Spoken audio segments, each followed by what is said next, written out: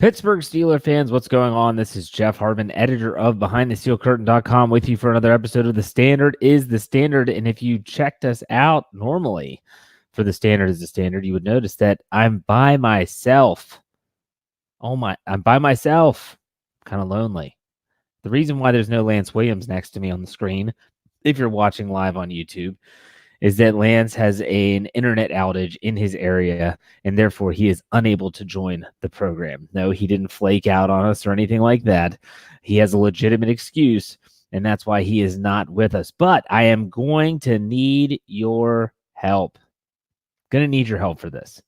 This episode is going to be jam-packed with a lot of questions, and I'm going to need you to help with the answers. So if you're watching live on YouTube, in a live chat, get ready to answer some questions, because if you looked at the headline, the title of this episode, it's time to predict the rest of the schedule for the Pittsburgh Steelers in 2019. Okay, now there's going to be a lot of debate here. We're going to talk about a lot of other things as well, and I'll answer your questions. Since I'm by myself, I'll do a little Q&A. Absolutely help anyone that has any questions out about the team or potential issues with the team. We're going to get into all that. Before we get into the actual prediction part of the schedule, I do want to let everyone know that the best way you can help the program, those of you that donate money to the live chat, super chat feature, that is fantastic. I can't absolutely say how awesome it is that we have people that watch this show, that follow our channel enough that they're willing to give their hard-earned money to us in terms of saying, like, keep up the good work. That's awesome. If you don't want to donate money or you can't donate money, that's fine. There's other ways you can help us, and that's by going to youtube.com/BTSE Steelers Radio, or just search BTSE Steelers Radio. Like every video that you watch, so hit the thumbs up sign and subscribe to the channel. You know, we're at 4,100 subscribers. I remember when we were talking about just getting to 2,000, and we've already doubled. So for me, that's a great way that you can help. If you don't watch us on YouTube and you listen to us in podcast form, just in audio, if you go to iTunes or Google Play, give us a 5-star or a great rating and give us a good review. That really helps us with our exposure. That's how you can help the program. So just a quick sidebar there. Let's talk about some news, shall we? The Pittsburgh Steelers did have some news today. There's actually some news that's happened. I guess this happened yesterday, and that was that Camp Phenom Tuzar Skipper, who was on the New York Giants 53-man roster, was released. And everyone said, oh boy, here we go. He's coming back to Pittsburgh. Anthony Chicolo's in some hot water off the field. Skipper could be that guy. And they don't pick him up. He clears waivers. In the meantime, the NFL commissioner, the NFL league office, puts Anthony Chicolo on the commissioner's exempt list. Now, Dave Schofield and I had a long, drawn-out conversation today. It wasn't a disagreement. It wasn't an argument. It was literally, did the Steelers put him on the list, or did the NFL put him on the list? And the answer is that the NFL put him on the list, that the Steelers cannot put someone on the commissioner's exempt list. The NFL league office, a.k.a. the commissioner, has to put a player on the commissioner's exempt list. So they had a roster spot available, and everyone said, yes, Skipper's back. No, he's not. They ended up signing Jaron Elliott, who had been with the team prior. He was one of the two players. He and Fred Johnson were released when they had to promote Trey Edmonds and Paxton Lynch before week 6. He was still available. Fred Johnson got picked up off of waivers by the Cincinnati Bengals. And now Tuzar Skipper, he's on the Giants practice squad now. And so there's no Skipper return for the Pittsburgh Steelers. I know that there's a lot of you listening to this and your hearts are kind of sinking a little bit. I know that one Mr. Brian Anthony Davis, who won't be listening to this show because he doesn't listen to any of our podcasts, his heart will sink a little bit. And there's a lot of people that will think about all those preseason plays. Look, Elliott at least played some already for the Steelers in the regular season.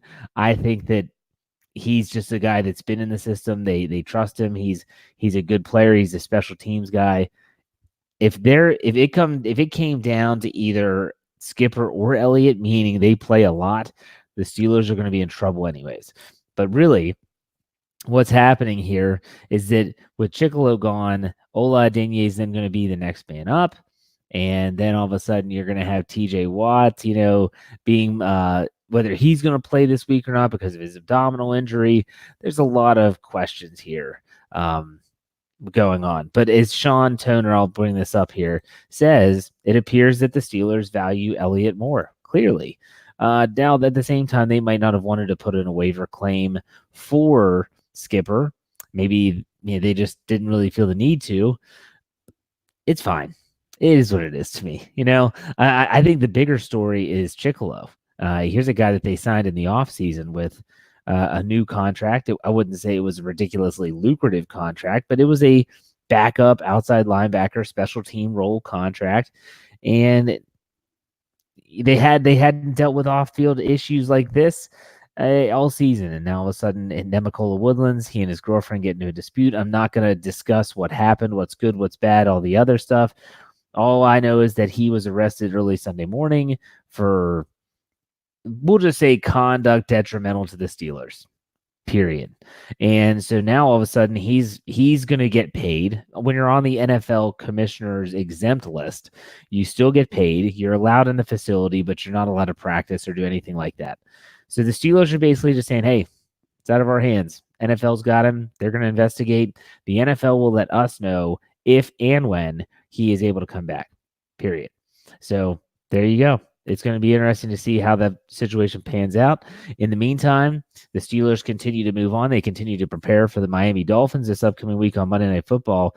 And it's a situation at Heinz Field where, like Dave said on his show last night, if you haven't listened to the Stat Geek, go check out that Stat Geek episode, because it really was, the title was kind of ideal, where it was a perfect, it's a perfect recipe for a Steelers win. They're at home, which they typically play better at home. They're at home on Monday Night Football, haven't lost there in, I think, since the 90s. They are coming off a bye. Mike Tomlin's record is very good coming off a bye. They're wearing their Color Rush uniforms, which I don't believe they've lost in yet. And so that's a recipe for success, but we all know what could happen. We talked about this on Sunday.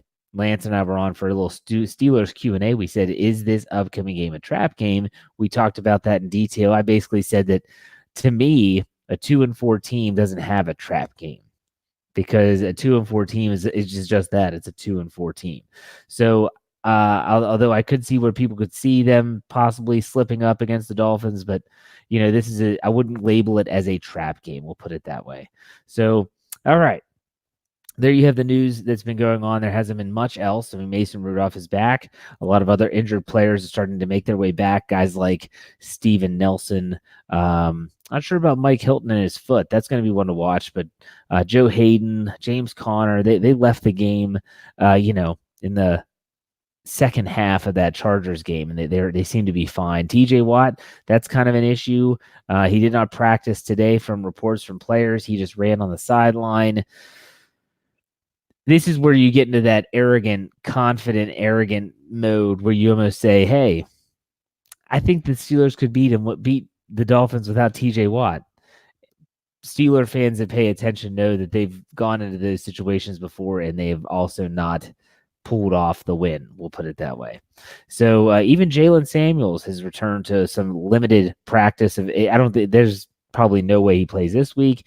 They're eyeing maybe a week 9 return against the Colts. He said today in his media session that he's going to have to feel 100%. He's not there yet. He's just coming off surgery. So it's good to see him back on the practice field, though. Roosevelt Nix is back. I'm trying to think of a couple other players that were dinged up. Vance McDonald in his shoulder. James Washington, I'm pretty sure he's been back as well. So it's all going to be interesting to see how they go and basically how healthy they are when things kind of are coming down the pike in terms of the season, this 3-game home stretch, which starts this Monday night against the Miami Dolphins. My goodness, it feels like it's been forever since the Pittsburgh Steelers have played, and it's only going to be worse this Sunday when they're going to have to wait and wait and wait and wait and wait. It's just going to be ridiculously difficult. Okay, let's get to the headline, the title of this episode, and that is, let's predict the rest of these games. They've played 6. They have 10 left. Here we go. How many are they going to win? How many are they going to lose? What's their record going to be? And will they make the playoffs? Now, I was going to do this with my buddy Lance. We were really going to be talking about, who he likes and who he doesn't like, but now you just get me. And some people say that I see everything through a black and gold lens. I'm going to try to be as subjective as possible. I just want to put that out there. I'm going to try to be as subjective as possible. I'm going to try to look at this from a logistics standpoint and not as a fan. And so I want to say you try to do the same thing. So we're going to go game by game. And in the live chat, if you're watching live, just put W or L for whether you think they're going to be wins or losses. All right, so here we go.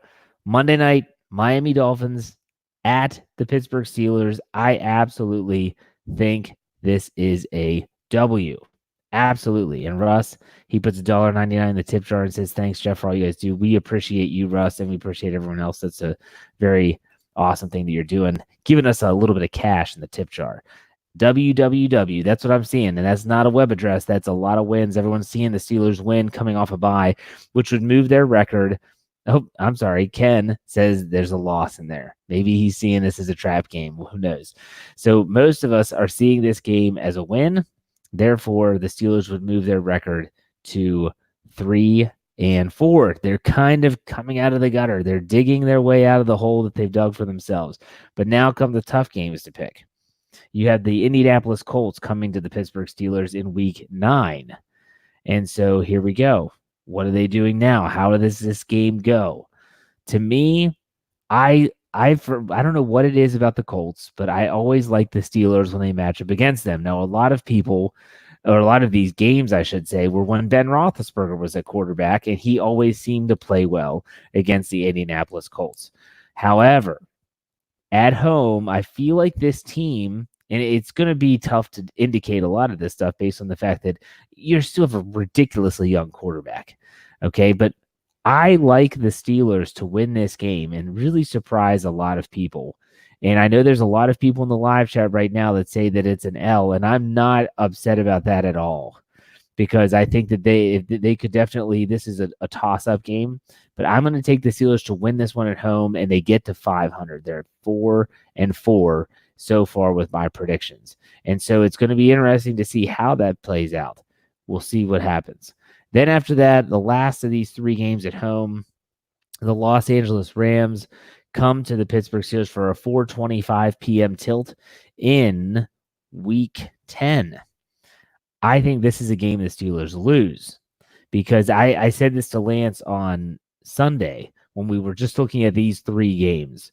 I said, if there's one team so far in this homestand that can turn it into a shootout, I think it's the Rams, based on the fact that, for me, although their offense has not been what everyone thought it was going to be, the Steelers are not built for shootouts in 2019. Not without Ben Roethlisberger, not without anything more than Juju Smith-Schuster on the outside as of right now. They're just not built for that. And so I think that's a loss for me. They just have too much. It's going to be even tougher with Jalen Ramsey in the secondary, especially when the Steelers don't, as of right now that I've seen, have any legitimate number 2 wide receiver opposite of Juju Smith-Schuster. So I have them losing that one, which would mean they would be finishing this 3-game homestand at 4-5. Not the end of the world, but 4-5. So they win 2 and lose 1. Now they get into some division games. 3 straight division games. They start off on a Thursday nighter, so they have a 4:25 on Sunday. Then they have to travel to Cleveland, First Energy Stadium, for Thursday night football. This is going to be a tough one. I don't think it's going to be. I think it's tough because it's going to be a quick turnaround.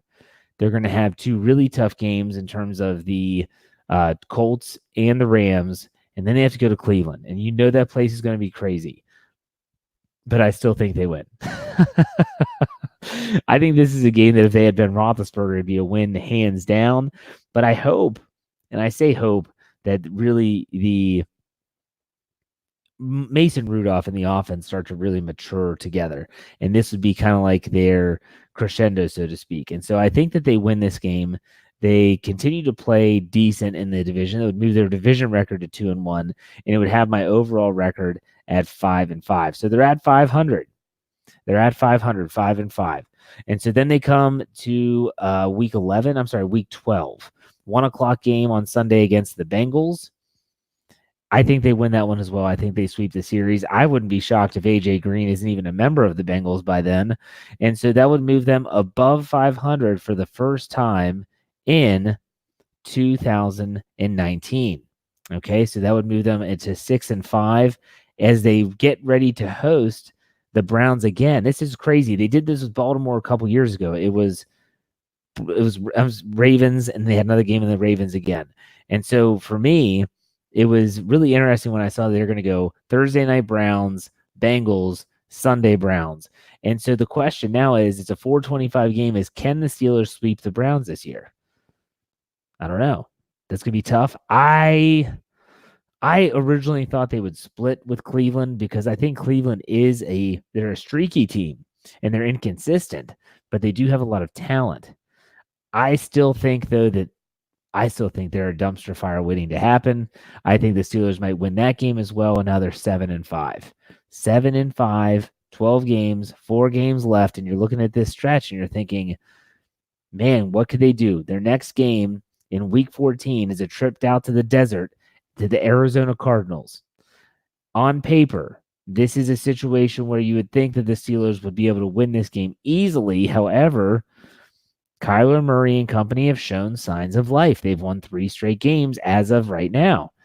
And so you think, okay, they're going out west. Maybe they kind of slayed those dragons, so to speak. I'm not so sure. I'm going to say that they drop one of the next 2, and that's either Arizona or Buffalo. I'm going to say that they drop the Buffalo game and they win the game against Arizona. So if they beat Arizona, they would move to 7-5. They host Buffalo the next week, let's say 7-6. I'm going to say they lose that game. And so now they have 2 games left. 2 games left at the Jets and at the Ravens. The Bills will be their last home game of the regular season. So they're, like I said, 7-6 heading into those last 2.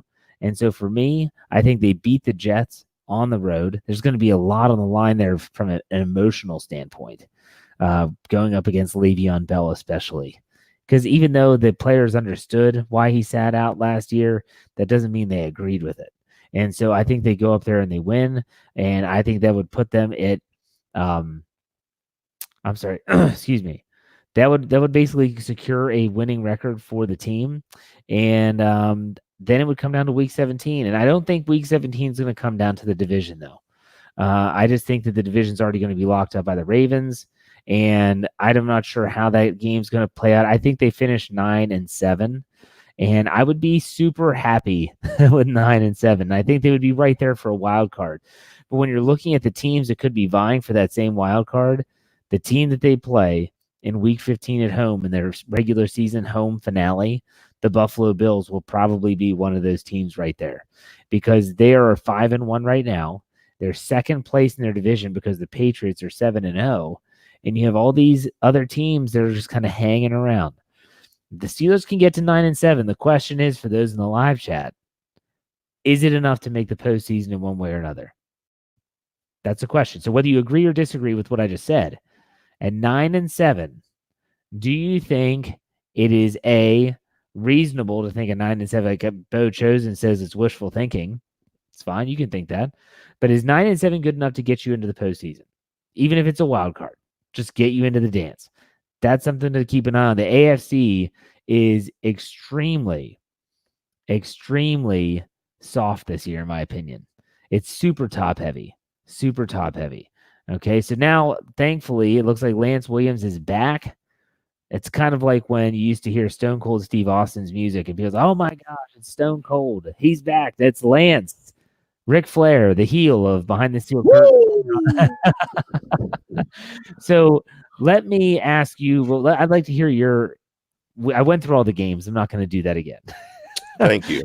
But at 9-7, do you think if the Steelers were somehow able, whether you agree or disagree, does not matter, if they're able to scrape their way to 9-7, do you think that's good enough to make the playoffs?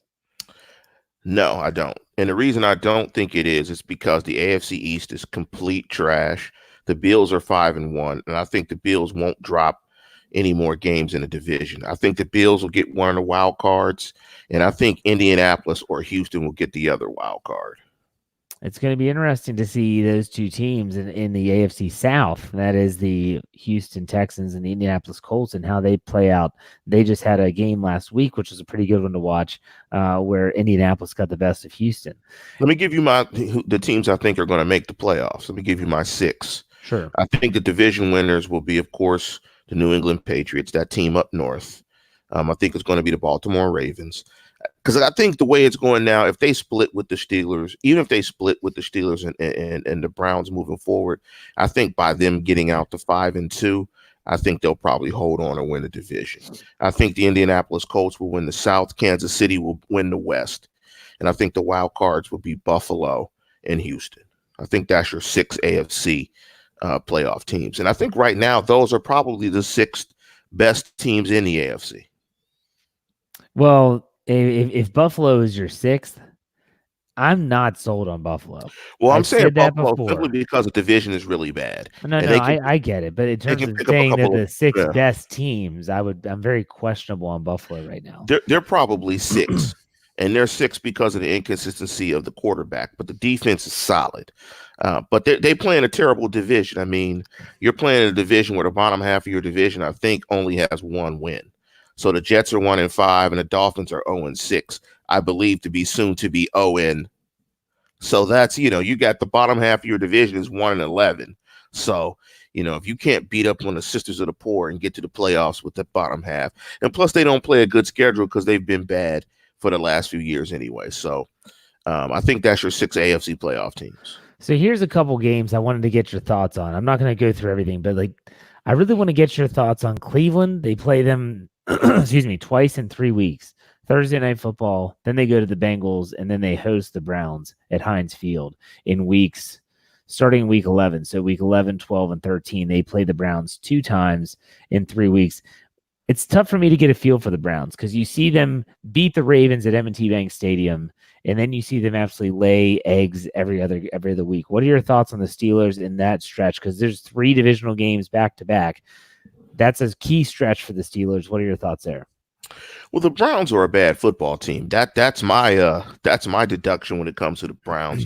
What are bad football teams? Bad football teams are inconsistent, highly penalized, and they are both of those. Now they are talented, but they are a bad football team, and to boot, they have a very bad and an average offensive line. When I look at this team, I'm trying to figure out the way they have this schedule slotted out. They play. So they play the Patriots on the 27th. That's their next game, and then they play the Broncos, then Bills, and so they play the Steelers after the Bills. I'm going to say the Steelers will win that Thursday night game. Is that a Thursday night game, the 14th? Yeah, and that's in Cleveland.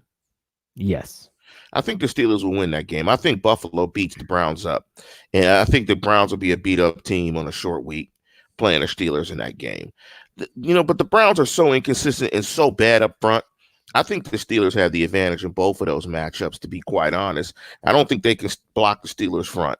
I've seen nothing from watching the Browns to demonstrate to me that they'll be able to deal with the Steelers pass rush, even without Tuitt. If they had Tuitt, I would absolutely pick the Steelers to beat the Browns in both matchups, even with Mason Rudolph. If they had a healthy Ben Roethlisberger, I would say they blow the doors off the Browns in both matchups. Yeah, I'm looking at the schedule, and I mean, really, you have a stretch of games like the Indy game, the LA game, the 2 Cleveland games, and then the Buffalo game. I mean, week 17 looms because it's the Ravens at M&T Bank. What are the odds that game has any significance for the Steelers and the Ravens in terms of playoff contention? For the Ravens, I think it'll be a case of playoff seeding. Whether they'll be a 2 or a 3 seed. I think New England's going to get the 1 seed. I think that's, unless they have an epic collapse. And, the book is still out on New England, that team up north, even with them defensively. And I said I was adamant about them being the best defense in the National Football League on our last program on Sunday, and they went out and proved it by absolutely destroying the Jets, having a young quarterback on TV saying he was seeing ghosts, which is absolutely a damnation of any quarterback playing in the National Football League. That is bad. That's like akin to you being, your wife catching you talking to your girlfriend on the phone. I mean, it's about that bad when it comes to playing football. I don't know. I don't think the Steelers will be competing for a playoff spot, but I think that game will be important because I think they will be playing to see if they can finish at 500 or better to keep the streak, Mike Tomlin's streak, alive. So I think it'll be important in that respect. I mean, if the Steelers can get into the postseason this year, it might be. Granted, Mike Tomlin's won a Super Bowl and been to another one. It might be his greatest coaching achievement of his career, considering what's happened in terms of you lose talents like Antonio Brown and Le'Veon Bell, you lose Ben Roethlisberger in week 2, and you're still able to get the team into the postseason. That would be amazing, and not to mention a 1-4 start. That's millennial of you, Jeff. That's that millennial thinking. Look, the only thing that matters is winning. And if you don't go to the playoffs, look, I'm sorry. I get all that. But what I'm saying, you've coached, Lance, and if you coach long enough, you get teams that are just really, really good. And you don't have to do as much. Yes. So when I akin that to 2009, you don't have to say much to Troy Polamalu in the back half. Compare that to what he's dealing with today. It's a little bit different. But it's still a results business. I get it. Absolutely. 100% agree. And that's that old school mentality of guys my age. Look, it's win or go home, man. It's winning. There's all these winning adages, right, that we all come out with. I'm a child of the Lombardi era.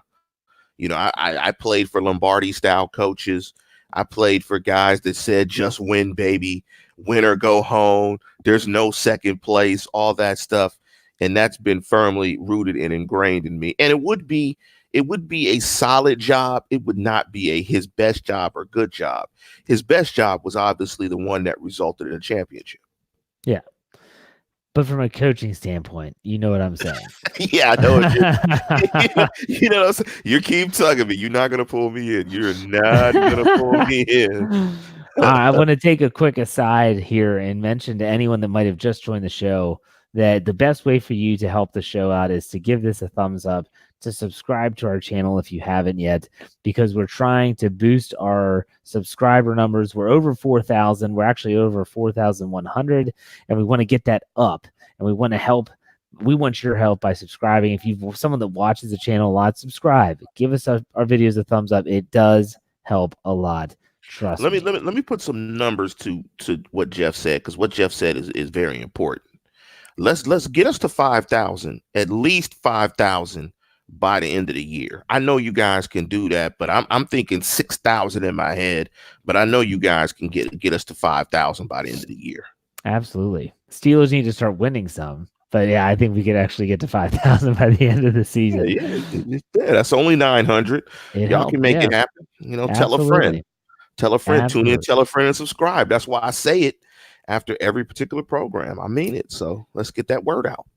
So one of the nice things about this show is we've actually talked about the Dolphins a lot already, and that was on Sunday, the Steelers Q&A, where we went over is this a trap game? And so that's why I told Lance I wanted to do something a little bit different. We're going to preview the game tomorrow night on the Steelers preview, so make sure you check that out here on YouTube around 9 o'clock Eastern Standard Time. Lance brought up, he said, let's look at the 2020 draft picks. And let's see, what do they have? What does that maybe tell us? So as we all know, as of right now, barring a trade of Ben Roethlisberger and Mike Tomlin to Washington, the Steelers, I'm joking. Don't take that. I don't want anyone to go into Twitter saying that behind the steel curtain stating that they're going to get, no, didn't say it. They don't have a current first round pick because obviously they traded it to Miami. And as of last Sunday, It was a 9th round pick, I think, or 10th round pick. I'll have to double check the article I wrote. So now we go to the second round. They have their regularly scheduled second round pick. So they do have a second. Third round. They don't have a third round pick right now because they traded it to the Broncos for Devin Bush in 2019. So yes, I'm actually looking at Jeff wrote, Dave wrote the article that I'm looking at. Yeah, so I am looking at that as same article. But the Steelers are currently in line for a projected third round comp pick if due to the departure of Le'Veon Bell. But we know what needs to happen before that. They have to cut Dante Moncrief by week 10. If they don't, that will probably become a 4th round draft pick. I don't know. So somebody on the live chat tally this up. So no first. They have their second. 1 second. They don't have a third unless they waive Dante Moncrief. So they have a second, no first, no third. Right? Yes. So let's go to the 4th round. The Steelers have 2 4th round picks in the 2020 draft. They still have their original draft choice, but they also received an additional 4th round pick from Miami as a part of the Minkah Fitzpatrick trade. What is not reported is if the pick that was traded to Pittsburgh was the original selection or the draft pick they received from the Titans in the Ryan Tannehill trade. So that hasn't been known yet, but the Steelers have 2 picks in the 4th round. So and it'll be a high pick from Miami. It'll be a high pick from Miami, probably at the top of the round, I would assume. But that's what Dave is saying in the article is that we don't know if that's the Titans pick. Oh, okay. So we don't know when that. But they have 2. So what's the total up now? So that is, man. You didn't tell me. 1 second, man. 1 second. I thought you were keeping track. 1 second and 2 fourths. So they got 3 picks. 1 second and 2 fourths. Okay, so we go to round 5. Less than 3 weeks ago, the Steelers held 2 5th round draft picks by sending one to for Joshua Dobbs. But that since then, the Steelers have traded away both of their 5th round picks. They got in order to gain the 4th round selection from the Dolphins, they traded away one of their 5th round picks. Additionally, the Steelers traded their other 5th round selection to Seattle for Nick Vannett. It's unclear which pick went to which team in the trades, but either way, the Steelers have no selections in the 5th round. Oh my gosh! So wow, yeah, this is wow. I didn't think that peeling back this apple or onion. I'm terrible with cliches. The cliche killer. I did not think that this would be this illuminating. So going into the 6th round, the Steelers have 3 draft picks. 3 known. Now, assuming there's a 4th because they will get a comp pick for Bell. It's just whether it's a 3rd or a 4th round pick. Okay.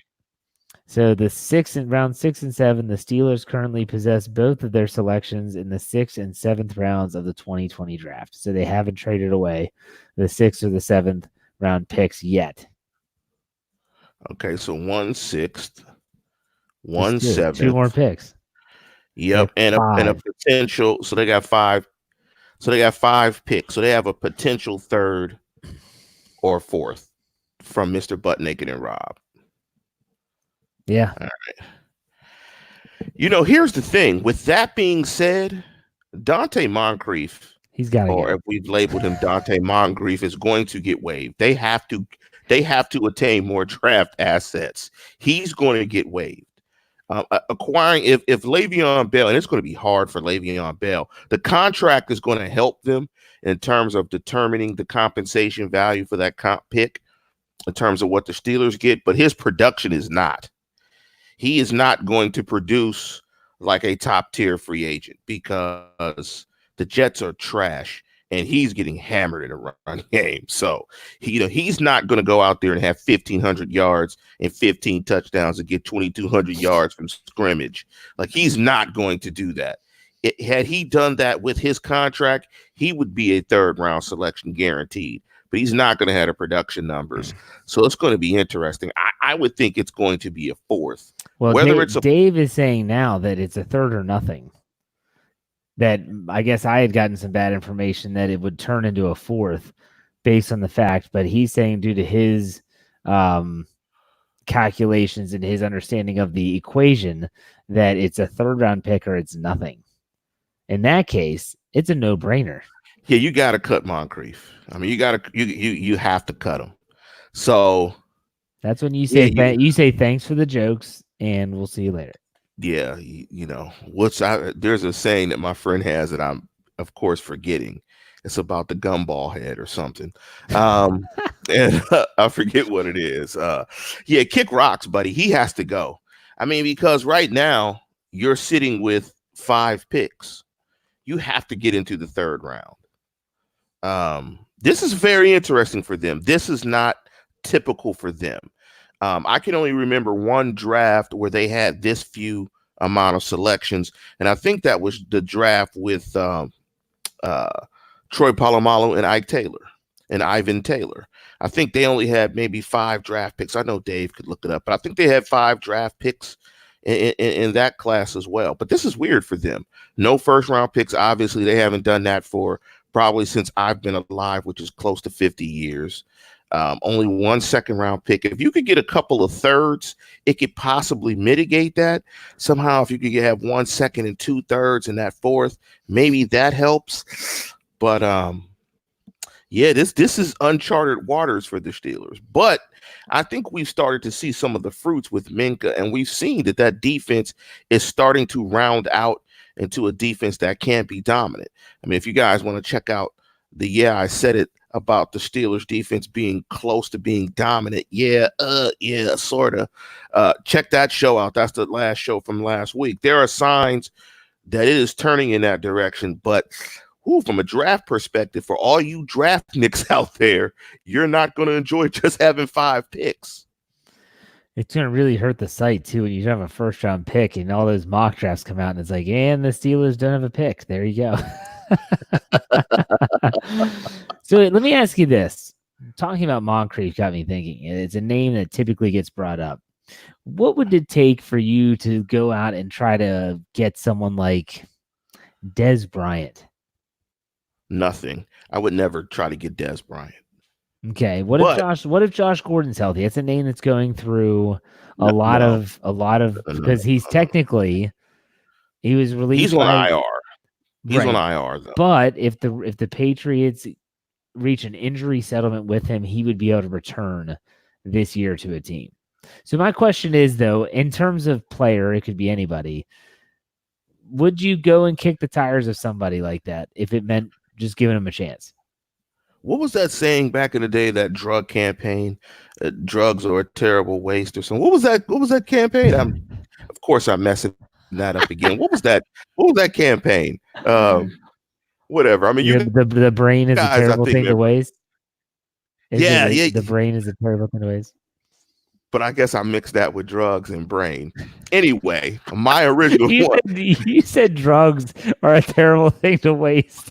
Yeah. I'm terrible with this. But needless to say, I'm glad that he it seems to have gotten his life on the right track. But they don't need that type of individual in the locker room. Plus, he's an average football player. Yeah. So they need to look, they've only got 5 draft picks. They need to give all 5 for AJ Green. Let's just not have a draft pick. Give all 5 for AJ Green and solve that problem immediately. He's hurt so much though. That's the thing. I mean, he's always hurt. He's got those foot and ankle issues. I don't know if I would even give up a ton for that. I think looking at Andy Dalton does not make him a slow healer. He's like the reverse Wolverine, where he's a slow healer. The Red Rocket. Yes, his mutant power is not quick healing. When he looks at the Red Rocket, it's slow healing. It's like, look, let me just get these checks because this team is terrible. We got a rookie quarterback. We got a rookie coach that doesn't know what he's doing. He's not healing fast anytime soon. I guarantee you, if somehow he was in a Steeler uniform, he'd be running routes on Thursday.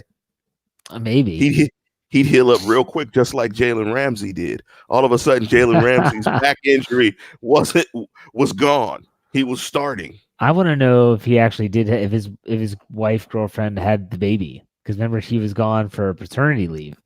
And I'm like, I didn't see any photos or anything. he never had any Twitter pictures. These guys run their mouth about everything.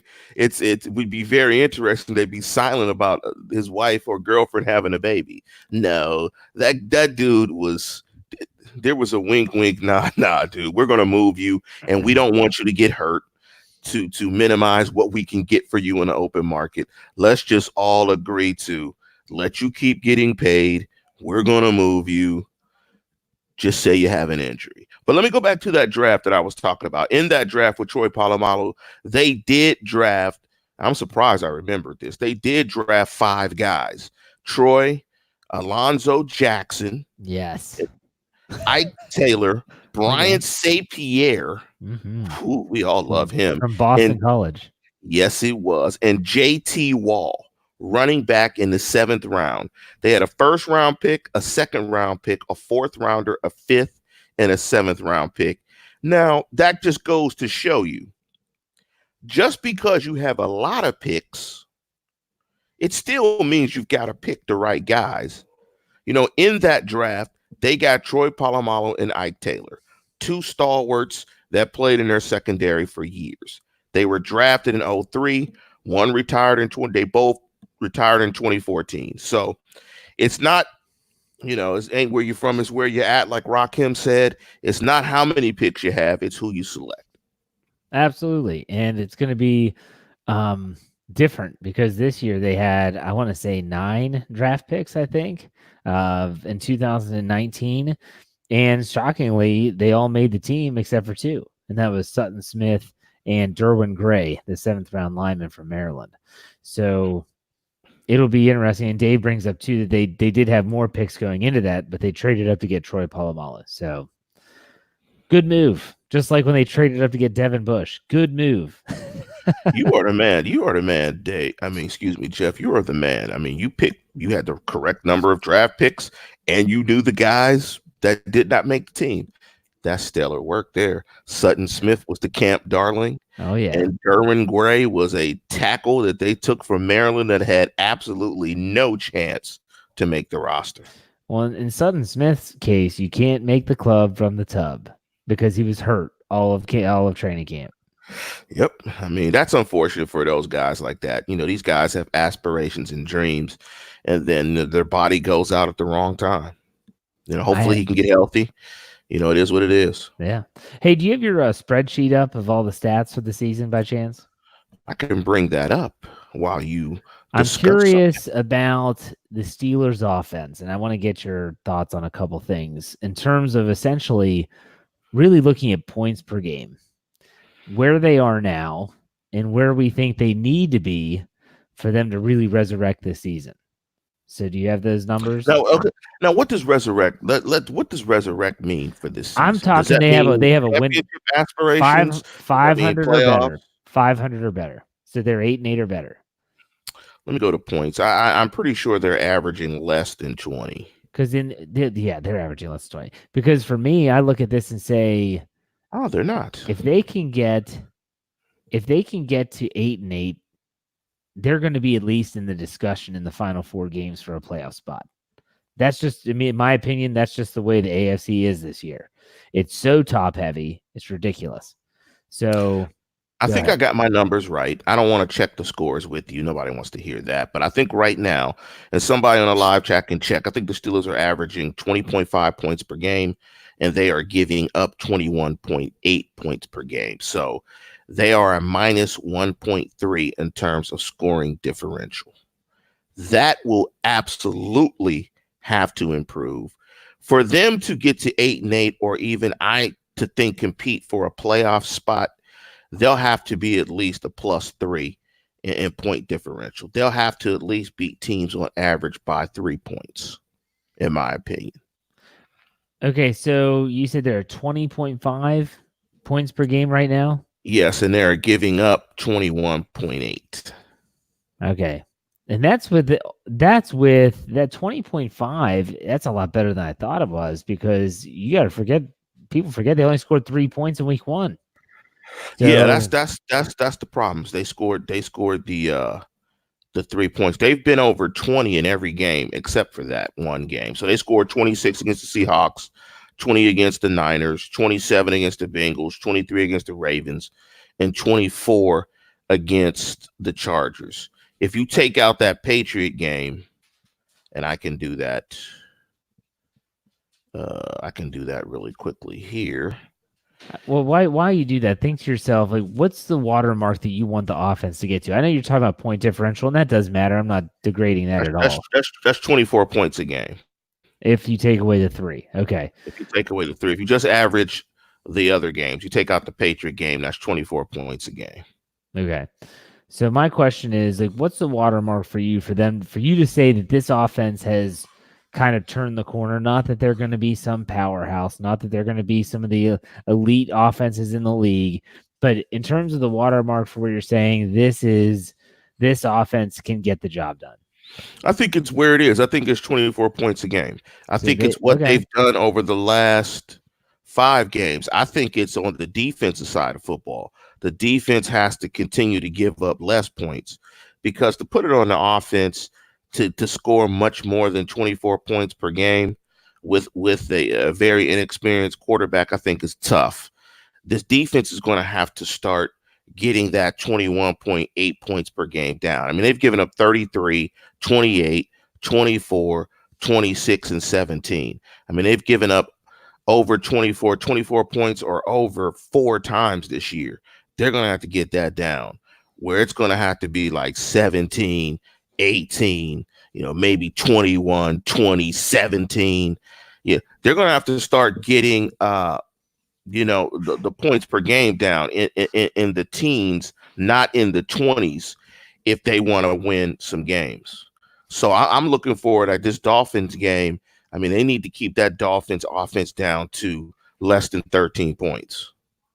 Which, do you think this would be that would be a really good elixir, the fact that it's the Dolphins and they have such a horrible offense? I think that I actually saw a statistic on Twitter today from the NFL matchup on ESPN Twitter handle that said that the Miami Dolphins have the worst red zone defense in the National Football League. I think in the Steelers, actually, their red zone defense is 5th best. I didn't realize that. But they have the worst red zone defense. So in terms of the offense getting right, then I absolutely think that this is a team that they can get right on. You know what I mean? In terms of scoring some points, not settling for field goals, stuff like that. Yeah, was somebody wrestling in the background? Sound like someone dropped someone dropped something. No, somebody got slammed off the top rope. Whoa! No, someone dropped something in the other room. DDT in the background. There you go. Yeah, absolutely. So okay, let's go ahead and do our predictions for this Monday night. We haven't done that yet. We talked a lot about the game on Sunday. You want to listen to that, go back and listen to the Steelers Q&A. But essentially, I think the Steelers are 14.5-point favorites at home on Monday Night Football. So, Lance. Let me just pause. Go ahead. Listeners, do you realize, this is something that Dave would have to look at, or some degenerate gambler that's in the live chat. I know we have one or two. Riddle me this. When is the last time that a team that is multiple games under 500 with 2 wins is a 14-point favorite? That's how bad the Dolphins are. I can't recall seeing this ever in my life watching football, that a 2-win team is a 2-touchdown favorite. That's how bad Miami is. And guess what, Jeff? They're going to cover it. Oh my gosh, are you serious? They are going to blast the Dolphins on Monday night. Off of a bye, that team who's clearly packed it up and quit, that is not trying to win, they are going to blast that team. The reason why is, I think with Rosie Nix coming back, they can run the ball better in the red zone, so they can convert some of those red zone trips into touchdowns.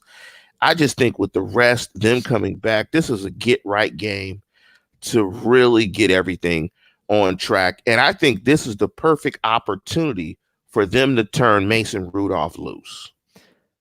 Let me just say this. I'm excited for Roosevelt Nix to come back as much as everyone else, but I want to mention this, and that is that I'm not going to be excited for him as a fullback until they actually use him, because we haven't seen him since Mason Rudolph and Devlin Hodges have been inserted in the lineup for obvious reasons.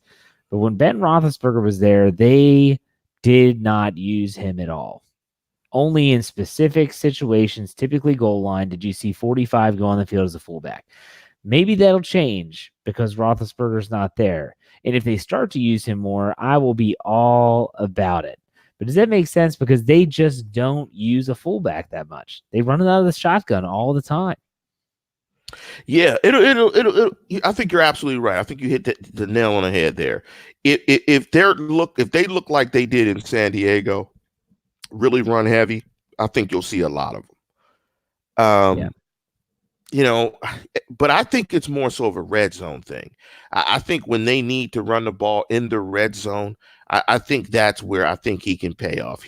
His hands are okay, but I think he's a banger in the red zone to get, because I think let's take, for example, in the San Diego game, after what was the Rock's signature move in wrestling? Well, he did rock bottom, and they also did the people's elbow. Well, you saw when the linebacker, what's the linebacker's name from the San Diego, when he did the rock bottom on James Conner, and James Conner went out with the bad hip. I think in the third. Well, Thomas Davis Sr. He hit James Conner with the rock bottom, and they were in the red zone, and James Conner got stuffed a couple of times. They had to settle for a field goal. I think in a situation like that, you bring Rosie Nix as a banger, as a lead blocker, I think they score a touchdown.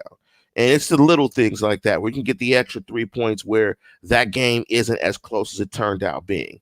That's where I think Rosie Nix solidifies that team. And also I think he solidifies them on special teams where that defense can get teams off the field and get that offense extra possession, so on and so forth. So, they need to go to town on Miami. If they don't beat Miami half to death, you should be down on this football team. Okay. So did you say your final score? I know you said they would cover, but did you say a score prediction? Pain.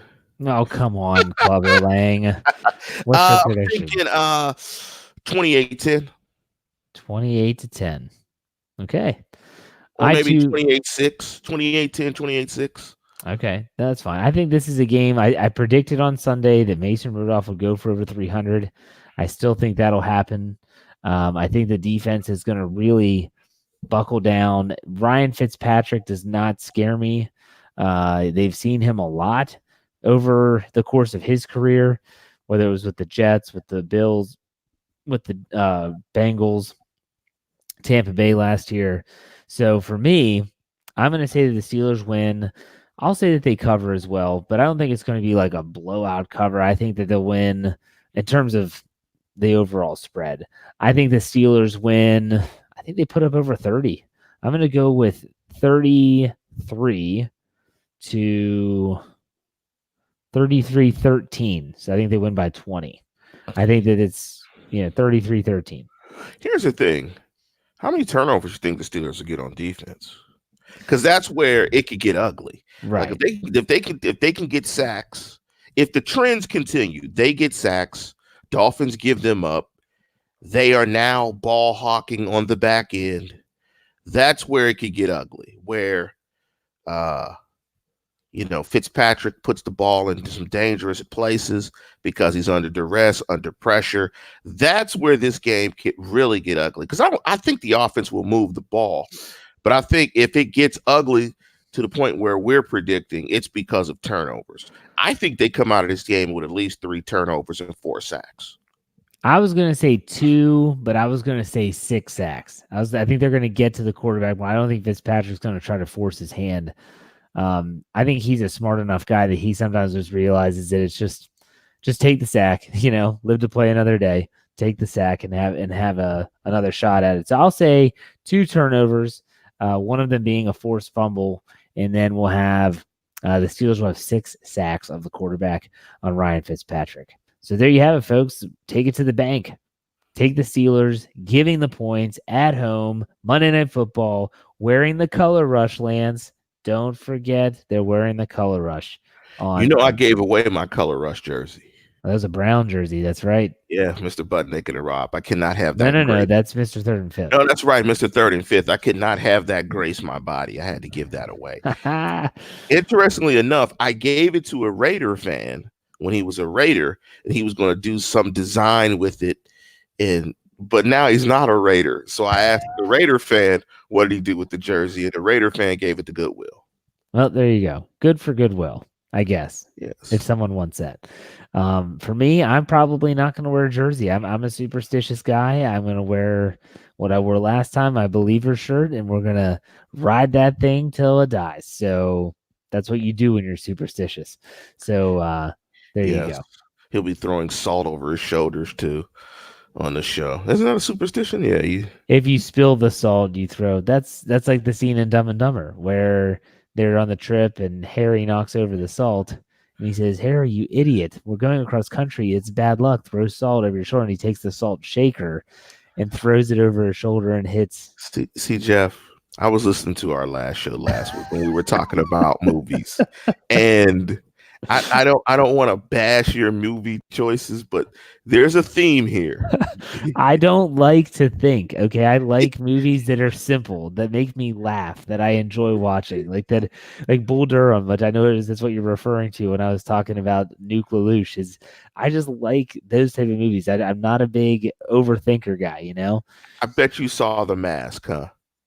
Well, of course. I was a huge Jim Carrey fan as a kid. Ace Ventura, The Mask, all that, those. Yeah, they're great. That's what I grew up with. What about Slapstick? That's my favorite sports movie, actually. Slapstick or Slapshot? Wasn't it Slapstick, the old 70s movie about the twins that play with Robert Redford for the hockey team? Oh my gosh, it's Slapshot, dude. That is Slapshot. Hey, I'm consistent. Slapshot. I thought it was Slapstick. But that's my favorite sports movie. But although I didn't get the you love right. it so much, you didn't get the title right. Because I was laughing so much. I didn't get the title right. Oh my gosh. And The Fish to Save Pittsburgh. Those are my two favorite sports movies. Dr. J, Julius Erving, because much of that movie was filmed in parts of my neighborhood. So I love The Fish to Save Pittsburgh. Trade me.